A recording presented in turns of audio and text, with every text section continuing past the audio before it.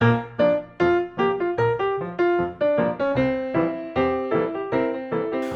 to the first episode of... We haven't thought of the name yet. Today we're really lucky to have Mark Pimentel here with us. Welcome, Mark. Hey, how are you? Mark Pimentel is one of the most profitable and experienced trader in the world. So Mark, could you tell us a little bit more about yourself, of the main reasons that brings you to the success in this field? Sure, so I've actually spent about 11 years in quant trading. I started off in Chicago, moved to New York, and then went back to Chicago. Worked at some really large hedge funds, some large trading companies as well. I think a lot of what makes quant trading such a great field is that it's really one where you can be very creative. Mm-hmm. There's a lot of game theory, there's a lot of psychology, and in addition to machine learning and statistics. And so I think that the combination of all these different things make it just such a fun field to be in. So it's really one where I have a lot of passion and one where I really enjoy the work that I do. I think that's part of why I've been doing it for so long. I think the math and the stats is definitely really important, but a lot of times when we bring people in to see how some of the things that we do, I feel like a lot of them are very surprised at the kind of models that we employ, because a lot of them are based on very simple things. Sometimes the mathematics are actually quite simple, but a lot of the different models are based on economic theory and psychology and market microstructure. So a lot of it is really trying to understand how all these different things fit together, and trying to create models that will try to predict how things move, and models that will try to explain complicated dynamics in ways that are a lot simpler, such that we can kind of replicate them in a more stable way. So a thing I think most quant traders are curious about is what makes a good quant traders from the less good ones? I think it's really a focus on adaptability. I mean, a lot of times you will create a model and you'll see that it works on certain periods of time, but maybe not others. And so a lot of times people will just kind of give up. I think the important thing is to realize that a lot of times you're really trying to search for something in a very noisy and a chaotic field, and so the persistence of being able to try to shine a little light in that darkness, I think is the really important part of trading.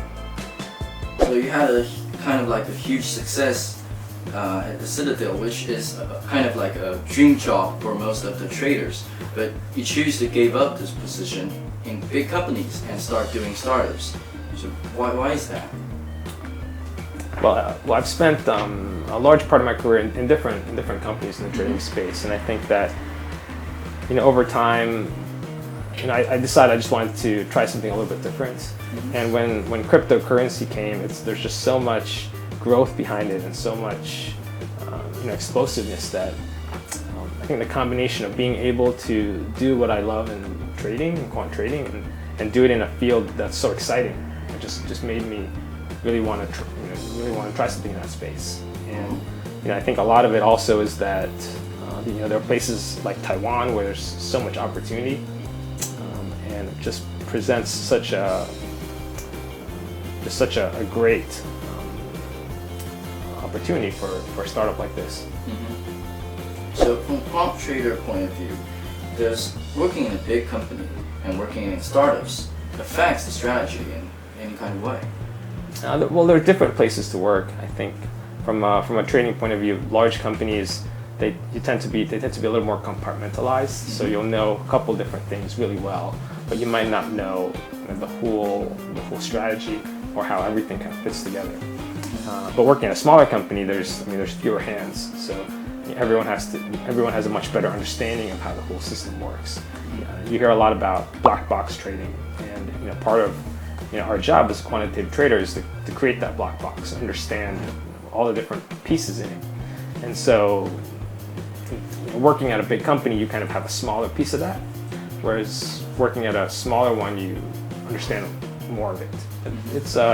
It's different because if you have a bigger box, then there's also more to understand. So Mark has a great success during the financial crisis in 2008.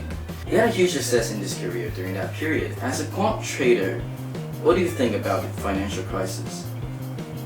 Well, I think the financial crisis was a really unique time period, and it's characterized by a lot of volatility. And one thing that traders, especially quantitative traders, kind of look at as something that is very correlated to their success is this volatility.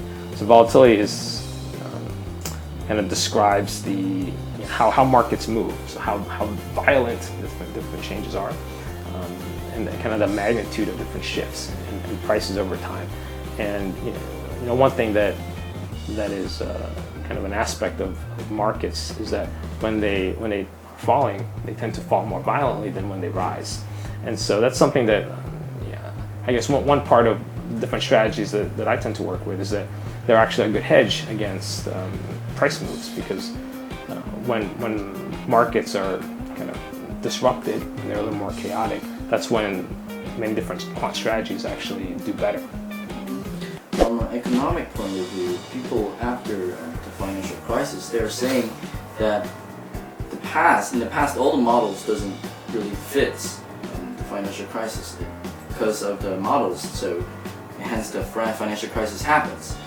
That's when the behavioral economics comes out and all that kind of stuff. Does that affect your strategies since then, or know that beforehand? Sure, I think a lot of models, price prediction models and trading models, they try to generalize. They try to find different concepts that work well over bull markets, bear markets, slow markets, fast markets. And so it's just another piece to try to adapt to, in my opinion. A lot of times when you have markets that are more volatile, it simply represents more events happening in a shorter period of time. Whereas if they're not as violent, then it's just more period of time, a longer period of time between different events. There are other differences as well, but that's just another way to think about it. So Satoshi published the Bitcoin white paper right after the financial crisis, and there are some people arguing that Bitcoin will be the haven of the next financial crisis or crises. Do you think that is the case? I mean, it's really hard to say. I think a lot of people say that crypto is a place where people have that flight to safety, but I think in recent months the correlation has actually been quite high between some of the traditional assets and cryptocurrencies. So I think that the field is still pretty new, and there's so the changes even over the last few years have just been so dramatic year to year that's really difficult to predict. Do you think when the next financial crisis comes, the Bitcoin will fall or will survive?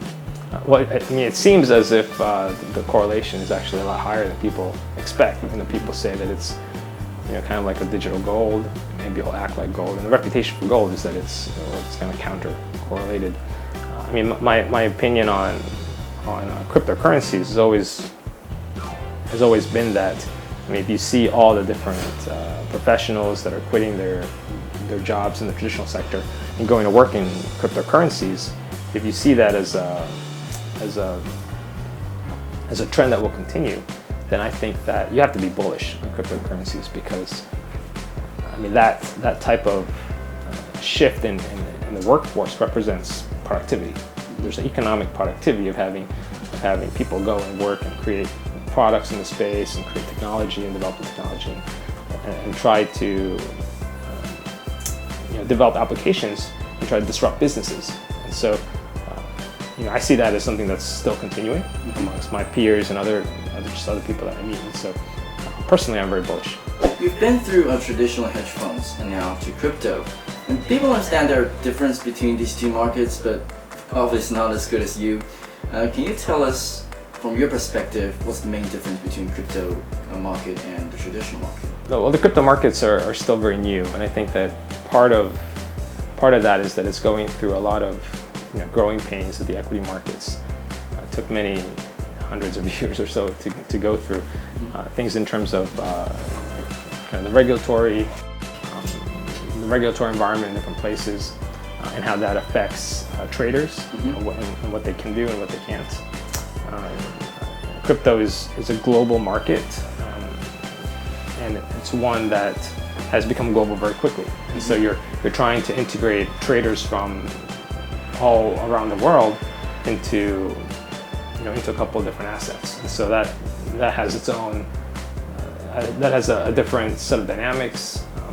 I think that a lot of crypto traders, especially early on, were not as sophisticated as a lot of the more professional traders of traditional markets. And so there's kind of an adjustment period there also. But my view is that over time, the crypto markets will become more and more efficient and more similar to the traditional markets. So a lot of the lessons that we've learned in traditional markets and a lot of the ways that we see them trade, I think are going to become more and more similar to the crypto markets. Do you think they're becoming like two different markets with two different characteristics? I think it'll just end up being another asset class, one that's regulated differently but more similarly to existing asset classes. I think if you see the trend of how crypto currencies are moving, there's trends there are trends, for instance, where we're going into looking at security tokens, which are going to be a lot more regulated than utility tokens. They're going to be a lot more. They're going to be scrutinized in a lot of the same types of ways, and so I think those will move more similarly to traditional equities, for example. So the community are worried about crypto might become another .com bubble. So a few days ago, Bernstein published a private report, and the main idea is about, quote, 24/7 trading market acts as a natural correction system for the bad actors, unlike the .com bubble, where the feedback for weak business models came with a lag. Is this consistent to your experience in quant trading, or it's not? I think the 24/7 aspect of markets in crypto is one that makes it different, but I think ultimately doesn't necessarily affect it as significantly as people would presume. I think part of, if you look at how markets work, a lot of the changes in asset prices are due to kind of outside, like external shocks or news. So when news comes out, the market will try to internalize that and through its movements.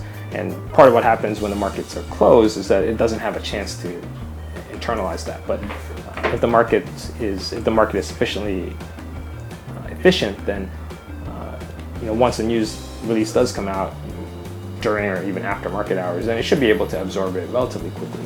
So I think that there might be some informational disadvantages in crypto markets where this concept of news is not one that is as readily absorbed or as readily disseminated as in traditional markets. But ultimately, I think that people are still able to internalize that information pretty quickly. So I don't quite agree that it's something that would allow markets to bubble up, as at least the fact that it trades 24/7. So you don't think it will be like another .com bubble? Well, I'm not saying it's not a bubble. I'm just saying that the aspect of it trading 24 hours doesn't necessarily mean that if it was that it's a bubble or not. What you're saying is that crypto has a much higher risk than the traditional market. How do you contain the risk management in quantitative trading? This aspect. Oh yeah, I mean I definitely think that cryptocurrencies have a lot more risk. If you look at the realized volatility of cryptocurrencies, it's a lot higher. That's no question. I think the risk management is something that's just so important when you're trading crypto. It's really one where you need to kind of balance your risk tolerance and try to balance how your algorithms will respond to different events, different shocks, different price moves, in a way that's conducive with kind of risk that you want to take. So I guess you can make more money if there's more risk, but you can also lose more money. So it's something that you got to just be cognizant about. Last question.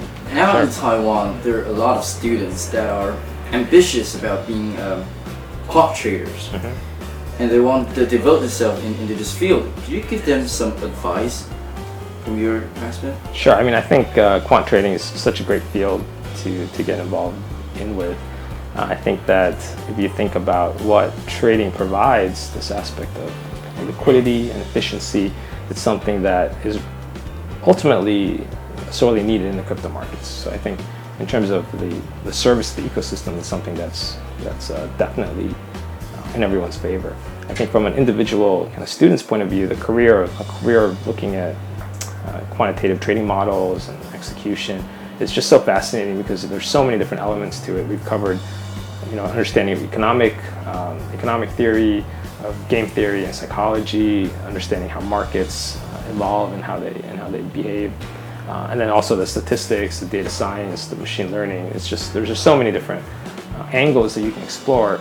And if you ever decide that you want to do something different, there's just the skill set will just translate into so many different things. So I think in terms of the future of Taiwan and its students and its young people, kind of embracing more quantitative disciplines, especially trading, is one that I think would be great for the country.